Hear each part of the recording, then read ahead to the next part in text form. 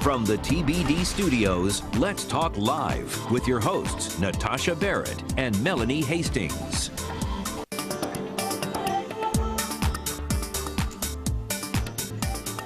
Some local eye care physicians just returned from helping some people in need in the Dominican Republic. Their mission: to perform surgical procedures, dispense medication, and provide glasses. Dr. Reg Sanders was one of those doctors who was on the trip and found hope in helping others. Thank you for joining us, Dr. Sanders. We appreciate it. Brandis, thanks for having me here. Not a problem.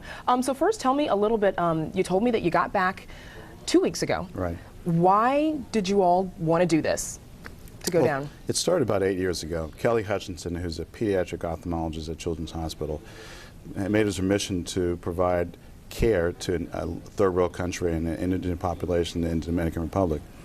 So she went initially with just a few physicians, and has grown from 6 people on that first trip to this most recent trip. When we got back, we had 30 people, physicians, technicians, volunteers, to provide care to a part of Dominican Republic where there's just abject poverty.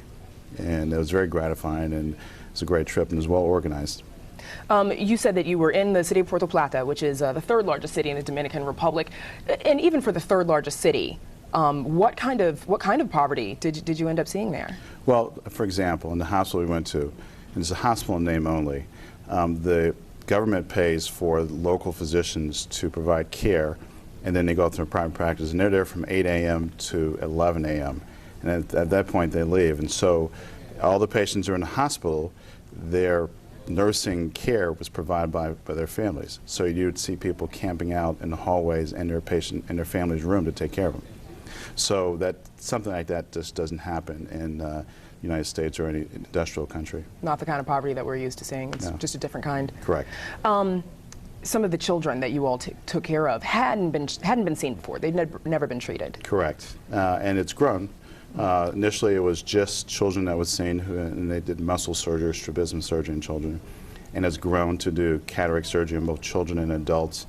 And then I'm a retinal specialist with the Retina Group of Washington, and this year we added treating diabetics.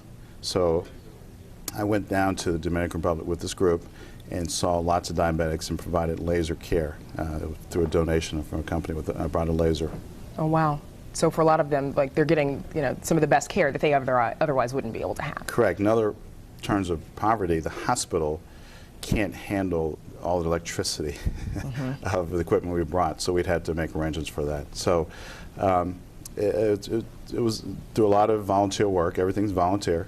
Kelly and her group, Casa de Luz, have done a great job of fundraising and getting volunteers to provide this care.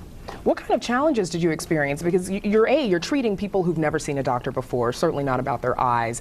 And anyone who's had an eye appointment knows it can be uncomfortable. Right. And you're dealing with children. Right. Well, there's challenges and then not so challenges. First of all, we had a core of interpreters, which are great, and a growing number of patients and people who live in the Dominican Republic are from Haiti for the most recent tragic events that's happened there.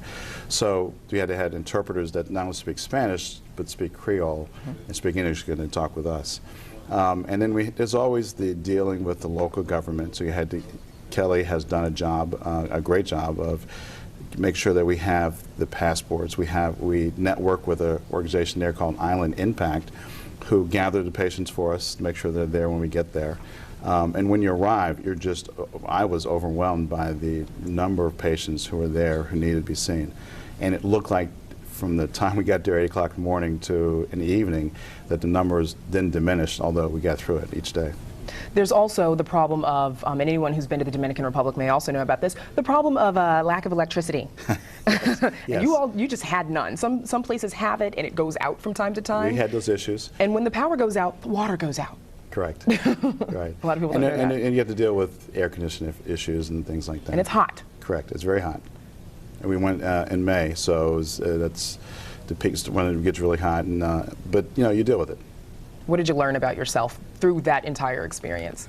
What I learned about myself is how blessed we are here in the United States. I'm blessed with the Retina Group allowing me the opportunity to go. I'm blessed to be partnered with this organization, Casa de Luz, to go to this organization to provide care to these people. And I'm blessed that the people of the Dominican Republic allow us to give the care to them.